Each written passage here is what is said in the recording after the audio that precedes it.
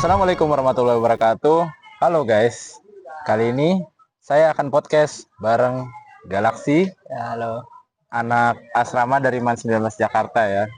Jadi Ya, halo. Galaksi sebagai anak reguler, aku nih melihat asrama itu beda ya. Ya, Apa pasti. aja sih yang beda dari asrama itu?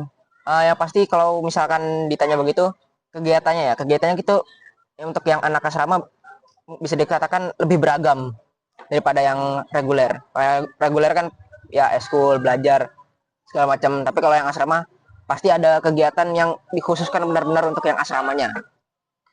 Nah, kalau mau dispesifikin lagi, apa itu kegiatan khusus yang ada di asrama? Kegiatannya itu kita ada dari pagi itu kita bangun sholat tahajud. Jadi kita jam setengah 4 atau jam 3 itu kita di bel, di tet, bangun bangun, ayo bangun bangun bangun, disuruh tahajud. Ada yang ngantuk-ngantukan, ada yang ngumpet-ngumpetan dan segala macamnya lah. Tapi untuk sisanya sih berjalan dengan lancar sholat tahajudnya. Terus dilanjut kemudian habis sholat tahajud itu sholat subuh, lalu habis sholat subuh itu kita ada hafalan, start hafalan bersama dengan musyrif kita. Baru habis itu kita mandi, sarapan dan siap-siap untuk belajar di sekolah. Baru pulang sekolah habis asar itu kita ada kegiatan belajar di aula, entah itu tilawah kah, bahasa Arab, bahasa Inggris dan semacamnya. Terus malamnya habis maghrib itu sampai isya itu kita ada waktu untuk kegiatan malamnya itu seperti baca kitab Amsilati ataupun baca surat Yasin, hafalan-hafalan surat-surat yang ingin dihafal dan lain-lain sebagainya. Ya begitulah. Ada persyaratan khusus nggak? Misalnya kalau mau lulus dari asrama tuh harus hafal lebih dari juz yang anak reguler biasa hafal atau Kalau untuk persyaratan lulus sih itu belum diberitahukan secara pastinya, tapi untuk yang asrama itu diberikan target setidaknya dalam 3 tahun itu harus hafal 5 juz, kurang lebih begitu. kurang lebih 5 juz. Iya, kurang lebih 5 juz. Karena kan di Dari asrama harus lebih hafal gitu ya, anak santri gitu beda. dari 30 sampai 25 atau dari 30 2 30 1 2 3 4. Ya, mungkin begitu. Saya juga belum tahu ya, karena baru pertama kali masuk.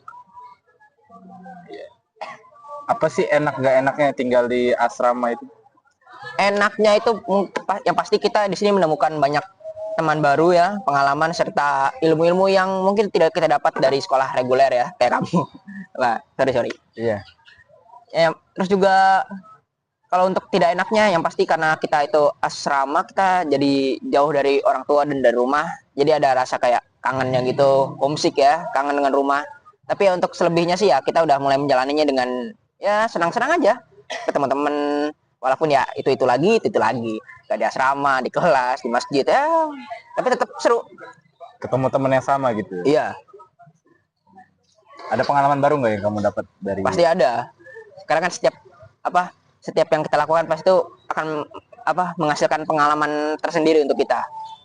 Ya kalau untuk aku sendiri sih pengalamannya itu karena bertemu dengan teman-teman yang mantan alumni pesantren, jadi aku bisa tahu kegiatannya itu tuh mereka udah ya kalau di sini udah biasa gitu kan.